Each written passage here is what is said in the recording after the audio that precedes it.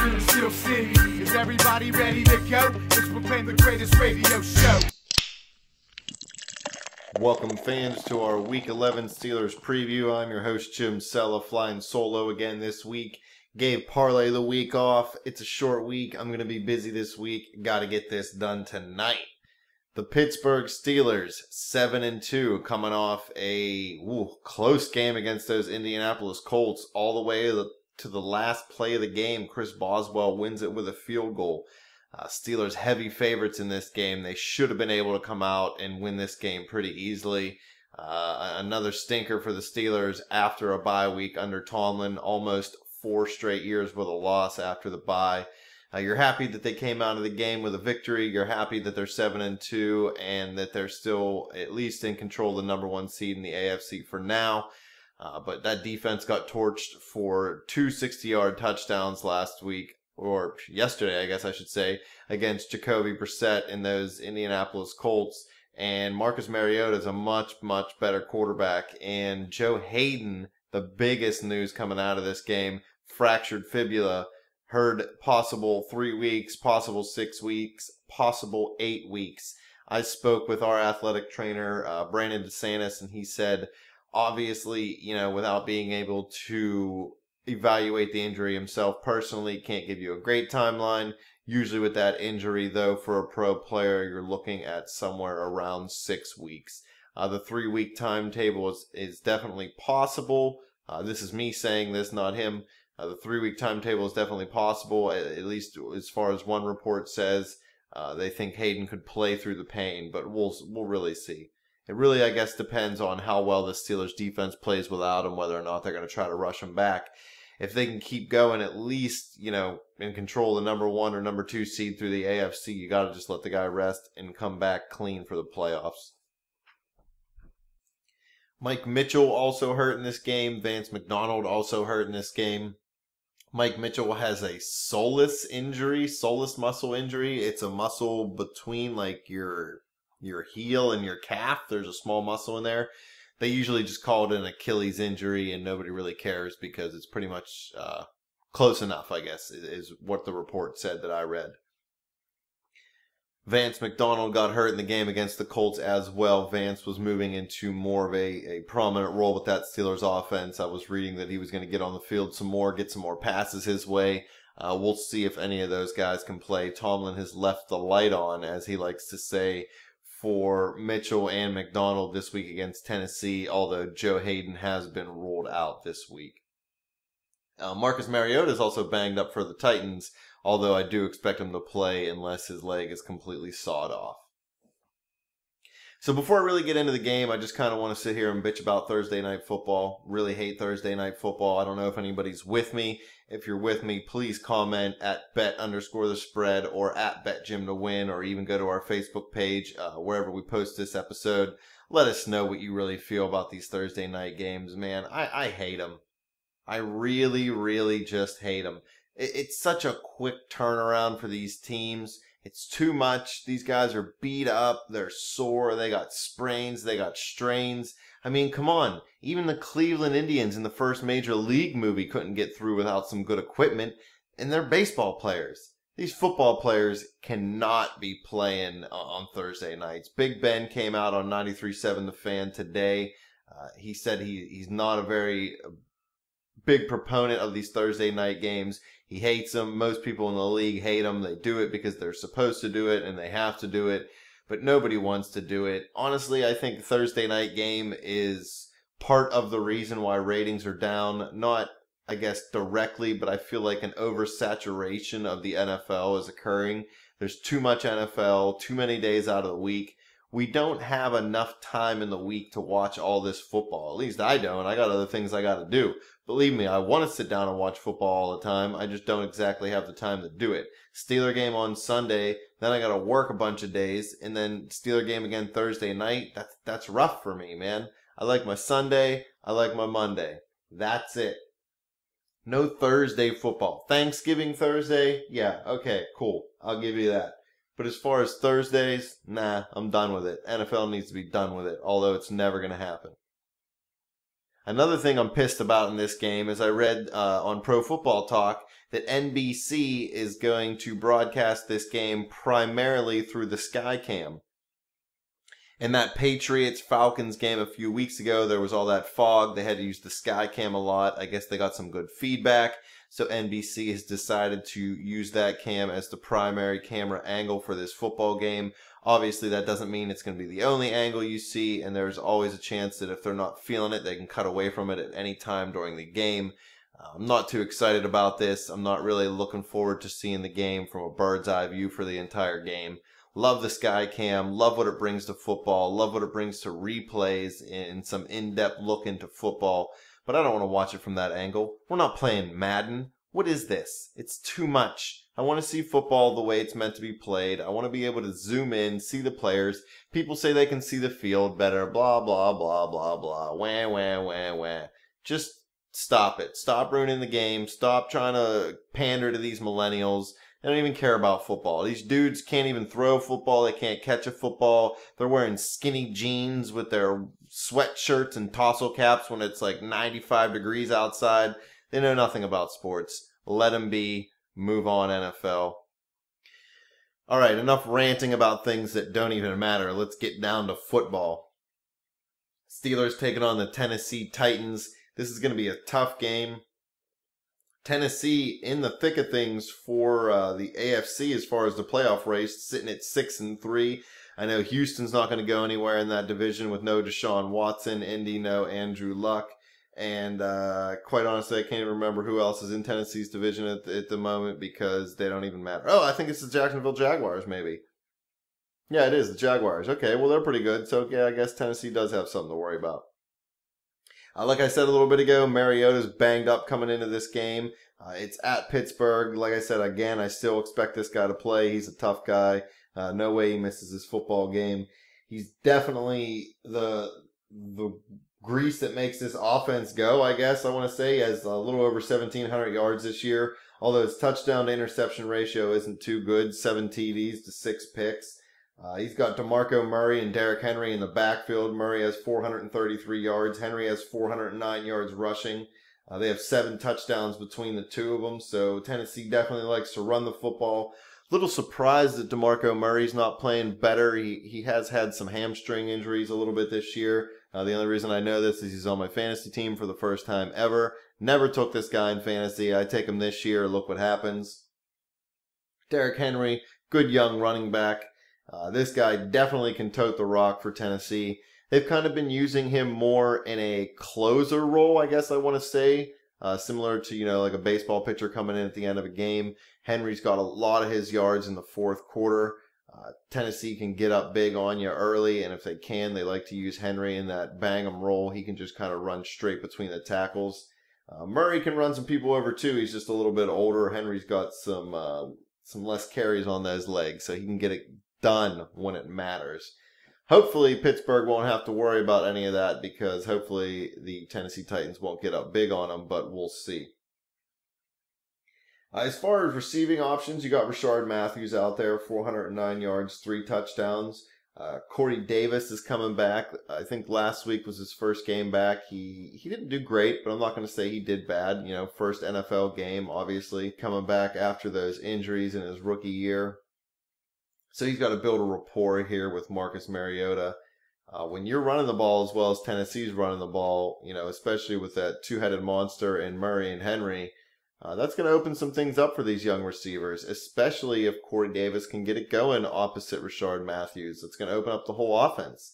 Delanie Walker is another receiving threat you got out there in Tennessee, although he is banged up. Not sure if he's going to play. Not sure if he's not going to play either. I just really haven't read anything definite either way. This guy's pretty tough, so I'm going to expect him to suit up unless it's something that's really hindering, him being able to cut or block or making him a liability to the football team. Got to think he's going to go. Steelers traditionally struggle against tight ends. Maybe not this defense because defense this year is playing a little better, but you got to think Walker's going to want to come in and try to get some yards, help that team win, and help them fight for that number 1 seed in the AFC. I don't know how much I'm going to say. I say this lightly, okay? That's how I want to say it. I say this lightly. The Tennessee pass offense doesn't scare me, but I'm also scared of it at the same time. And let me elaborate. Like I said, you got Marcus Mariota. You got Rashard Matthews. You got Corey Davis. Even DeMarco Murray can be a threat in this receiving game. If the Titans start running the ball well, which the Steelers have been beat by the run a few times this year, Jacksonville and Chicago, if Mariota can start getting that play-action pass game going, it's going to be a long night for the Steeler defense. A few weeks ago, you seen it, Detroit. Yes, the Steelers clamped down in the red zone, came up with big stops, 3rd down, 4th down, won the football game. But do you really want to rely on that? Do you want to rely on your defense getting those stops in the red zone? You got to shut this Tennessee offense down quick. If they start running, if Mariota starts feeling it, if he starts moving around out of the pocket, not necessarily scrambling, just moving around out of the pocket, getting some rollouts, some bootlegs, it's going to spell trouble for this Steelers defense. A couple plays last week, I seen TJ Watt get caught up on some delay runs. He can rush the passer really, really well, but he also forgets sometimes about the run game and loses his coverage or his area. And the running back was able to cut back for some big yardage. If that starts happening, then on a play-action pass, maybe he doesn't rush the passer. That gives Mariota that extra second to hit the receiver downfield. No Joe Hayden. What's Cody Sensabaugh going to be able to do? Is he the answer as the number 2 cornerback? Everybody was so excited about this defense. We were all so happy that Joe Hayden was here. 2 number 1 picks on the outside for Pittsburgh. Finally, we found this cornerback that could really help seal this defense and make them good. And then all of a sudden, bam, broken fibula, dude's beat, we're back to square one. Is Cody Sensabaugh any better than Ross Cockrell? I'm asking. I'm really asking everybody. If you have an answer, hit us up on Twitter, bet_the_spread. Hit us up on Facebook. Comment on the YouTube page here, right underneath this video. I want to know. I want to know what everybody thinks. Is Cody Sensabaugh better than Ross Cockrell? Because my answer, I don't know. I maybe, hopefully. I mean, I guess we'll see. There's nothing really on his resume that says that this guy's going to be better than Cockrell was. And Cockrell had been with this defense for a while, and he did play well for a stretch. Although when he was released, traded, whatever happened to this guy, his play definitely dropped off. Not hating on Cody, all right? I'm not saying this guy's a jamoke. I'm not saying that he can't get the job done. I'm saying I don't know. We haven't seen a lot from him. The wild card here, Cam Sutton. Sutton's coming back from injury soon. He definitely was in practice as far as last week, moving around, getting a little more involved in this defense. Can this guy come in and make an impact? Are you going to trust a rookie drafted, I don't want to say that low, because it's not like he was a 7th round pick, but somebody who wasn't a 1st or 2nd round pick? Are you going to trust him to come in and start on a defense that could be a Super Bowl caliber defense? I mean, these are things people have to think about. You can't just sit here and yins it up and say, oh, you got Cody Sensabaugh down there. Ain't no way that Steelers defense gonna falter. He'll play a Pro Bowl level. He's a Pittsburgh Steeler. Yeah, we get it. He's a Pittsburgh Steeler. He's a physical cornerback. He's a guy that is a little more comfortable in man coverage than some of the corners we've had in the past. But we haven't even been playing that much man coverage early on. So I don't know.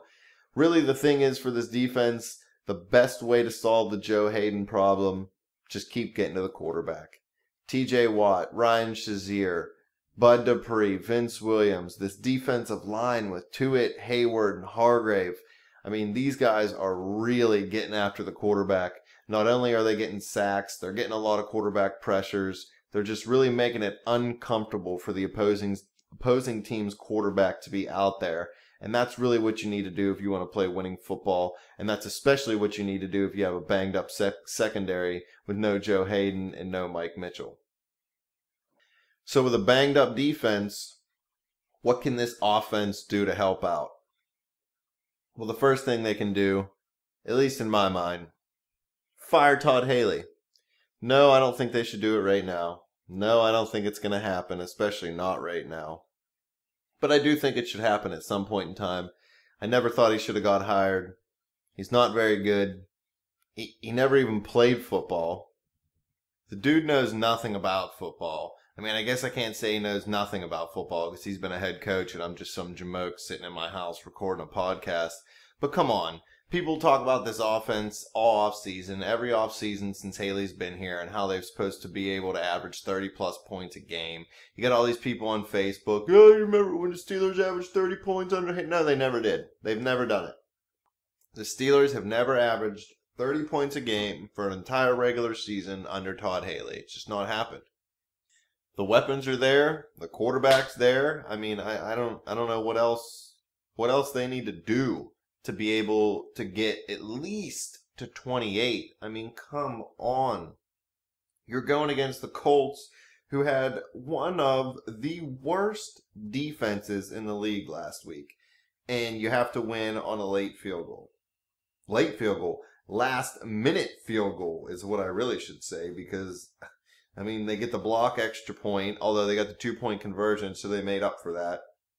But come on, guys. And then you miss a field goal. You're averaging 20.8 points per game this year. 20.8. If the defense wasn't only giving up 16.4 points per game, they'd be screwed. This team would be nowhere. They'd be 2-7. So anybody who thinks that this offense is what makes this Steelers team tick, you're dead wrong. Because it's all defense all day with this Pittsburgh Steelers. Ryan Shazier, huge interception last week. This guy's flying around the field. Definitely a playmaker. Definitely a difference maker on this team. People wanted to harp on this guy. He's injury prone. He needs to be a safety. He needs to be traded. He was a wasted draft pick. Wah, wah, wah, wah. Now look, dude's beast. Best linebacker in football. And none of y'all that said he should be gone can hold anything to this guy, even though he's completely bald. Makes him more aerodynamic when he bites.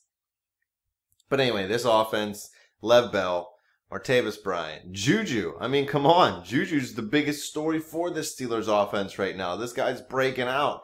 2 huge games, 97-yard touchdown 2 weeks ago, another big game last week, scored another touchdown. The dude, everybody loves his TD dances, although I'm not for the touchdown celebrations. I think they're really stupid, especially when the defense did one. I think it was after the Shazier interception. They looked like they all posed for a picture and somebody flexed in the background. One of the stupidest things I've ever seen. But whatever, I'm not scoring touchdowns, so I guess nobody really gives a shit about my opinion. But this offense, they just need to do more. They need to play better. I'm happy that they're winning football games. I'm happy that they're 7-2, but not even 21 points a game is just not going to get it done. I hate to say this all the time, but that's not going to beat the Patriots. I know you don't game plan to beat one team, but the Patriots are going to score more than 16 points against us. Even with a great defense, the Patriots are going to put up at least 21 points on you. You have to be able to outscore the Patriots. Obviously, yes, you have to be able to outscore every opponent. So before you go and call me an idiot, yes, I realize that I know this. But the New England Patriots will play you great. It doesn't matter how great you are yourself. You have to outgrade them. You have to outscore them. You have to make sure that you don't leave Brady less than 1 score away at the end of the game with the football, because he's going to drive down the field no matter how great your defense is. He's going to drive down the field and put those points on the board when it matters, because that's what he does. He's done it his whole career, and he has the Super Bowl rings to prove it, as much as it makes me completely sick to say any of those words. So, offense, you got to step up. You had Marcus Gilbert back last week. I seen Ramon Foster struggle a little bit a few times on pass plays. Big Ben's under a little bit more pressure, although he's not under constant pressure. He's under more than I would like. He's not the Big Ben of old. He's not going to run around and make as many plays. Yes, he moved around yesterday and broke free and made 2 big plays, but you can't rely on that. You got to run block better. Lev Bell, somewhere around 80 yards rushing against the Colts. They were a terrible team against the run. The Tennessee Titans, much better against the run. 6th, only giving up 91 yards per game. You got to run the football. Got to. They're 19th against the pass. I understand it seems like you should be able to just come out and chuck it and beat them. Okay, but for some reason it's just not there. I read on Twitter or Facebook, I don't remember what it was. It was actually from a legit source though. Big Ben, his completion percentage is like, it's under 40% or 35% even on passes 20 or more yards down the field this year. He's thrown 5 interceptions on these passes compared to last year where he only had 2 or 3 for the whole season. For some reason, Big Ben is just not connecting downfield with his receivers. Other teams' defenses are playing that cover 2, cover 3. They're daring the Steelers' offense to have to pick them apart methodically down the field, and the offense just isn't doing it. I don't understand why they're doing it. Run ins, run outs, run slants, run a couple option routes, some curls. Get sustained yardage. Move the chains. Convert 3rd downs, 3rd and shorts. Run the football. It's not rocket science. The Patriots have made a living doing this. The West Coast offense in general has made a living doing this. Big Ben isn't what he used to be. That's not a knock on him. He's older. He's beat up. That doesn't mean he's not still great. He just needs to be great in a different way. And that's what the Steelers offense needs to figure out. Get the ball out of his hands quick. Get it into the hands of these playmakers quick. Let them make plays down the field. Not screens. Not the Todd Haley throw it behind the line of scrimmage screens or these end arounds to Martavis Bryant. Why are you making like a receiver who's like 6'6" run behind the line of scrimmage? Please explain that to me. I understand Ben's not connected on these deep passes, but come on, man. Get Bryant out there on a slant route. Let him catch the ball in stride, stiff arm a guy to the ground, and get some extra yardage. Run anything other than Bryant behind the line of scrimmage. I'm so sick of seeing that play. It's stupid. Yes, he has speed, so let's get him going towards the right end zone, not backwards towards our end zone. Get it together, Haley. You're beat. All right, so as far as my keys to victory for this week, it's got to be pretty much just like every week this year. And you know what? No, I'm going to change it. I'm going to change it because I'm sick and tired of saying the same thing. Play good defense and mistake-free football. Yeah, no shit, Jim. That's what every team needs to do to win, and I'm sure everybody's sick of hearing me say it. You know what this Steeler team needs to do to win? They need to wake the hell up. They need to start playing the football that they're capable of playing. It's the second half of the season. It's the home stretch. You got 5 of 7 games, I believe it is, now all at home. You're supposed to be a dominant home team. You're struggling, or not struggling, but chasing that home field advantage, holding that number 1 seed right now.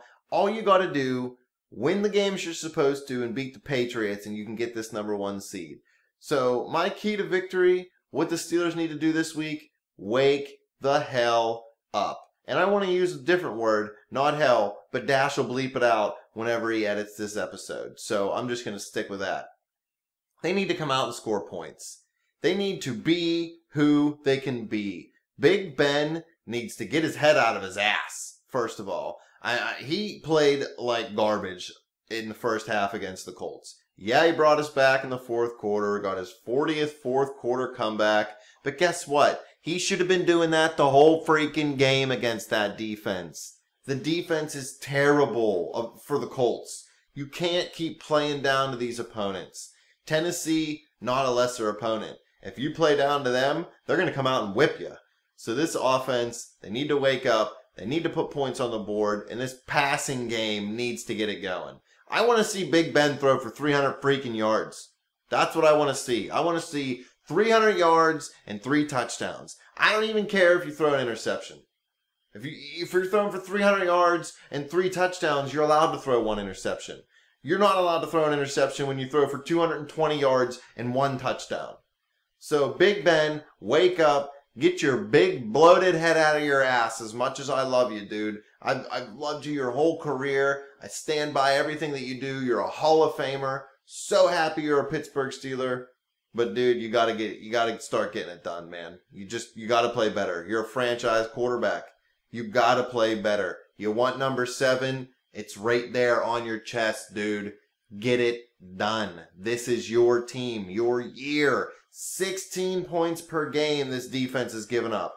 That's how hard they're playing for you right now. You owe them to come out and be better. Prediction time. Man, I've been pondering this ever since the game ended yesterday against the Colts. It's a tough one. I pondered it in the shower. I pondered it while I brushed my teeth. I pondered it while I pondered pondering it, if you can believe that. These Tennessee Titans aren't no joke. Mariota, Matthews, Davis, Murray, Henry, Dick LeBeau running that defense. No, they're not great on defense, but they're good enough.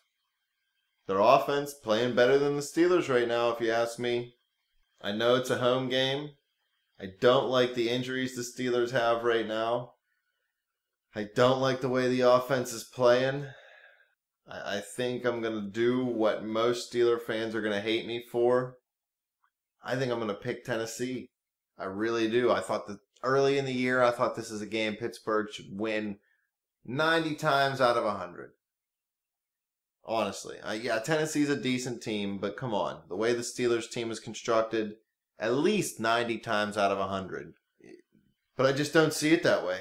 Not now. Your opinion changes as things change, as the season unfolds. This Tennessee team playing pretty well. They're competing with the Jaguars to win the AFC South. The Steelers, they feel like they're on cruise control in the AFC North. 2.5, 3.5, 4.5, whatever games up they are right now with the losses by the Ravens and the Bengals. And, I mean, come on, the Browns, they're beat. I'm going to say Tennessee comes in and upsets the Pittsburgh Steelers in this game. It's going to be close. I haven't checked the line yet. Even if the Steelers were favored by 30, they'd barely win by 1. I'm going to say Tennessee squeaks one out. As much as I was yelling at Ben and telling him to get his head out of his ass, don't think it happens. I think Tennessee wins this football game 27-24. I think Tennessee goes down the field at the end of the game and does the same thing to the Steelers that they did to the Indy Colts last week, except for the Steelers should have blown the Colts out. And it makes perfect sense for somebody to win this game on a Thursday night by a field goal. Quite honestly, with it being Thursday night, I don't even know if there's going to be that many points. It could be 21-18. I'm going to change it. That's it. I'm doing it right now. 21-18 Tennessee. I don't even think the Steelers get the 20 points. Not to be critical, but it is what it is recently. And they just aren't getting the job done. This Tennessee team is a lot better than the Indianapolis Colts. They're going to play to win. And sadly for the Steelers, I think this is the game they drop. I think they're going to be all jazzed up that they didn't drop that game against the team they shouldn't have. And then they're going to come out and do it against a team that really they shouldn't have. So that's it. Tennessee wins this football game 21-18. Pittsburgh drops to 7-3, which makes that game against the New England Patriots all that more important. What you gonna do, brother? But that's all I got for you fans today. Any questions, any comments, you want to hate on me for hating on Big Ben? I don't really care. Hit us up on Twitter, bet_the_spread. Hit me up on Twitter, @BetJimTheWin. Check out our Facebook page at facebook.com/betthespread. A lot of great content there. Keep coming back to YouTube. Click subscribe. Share it with your friends. It's Thanksgiving time. It's Christmas time. It's New Year's. All you should be doing is listening to the spread and working. Day in, day out. Please believe.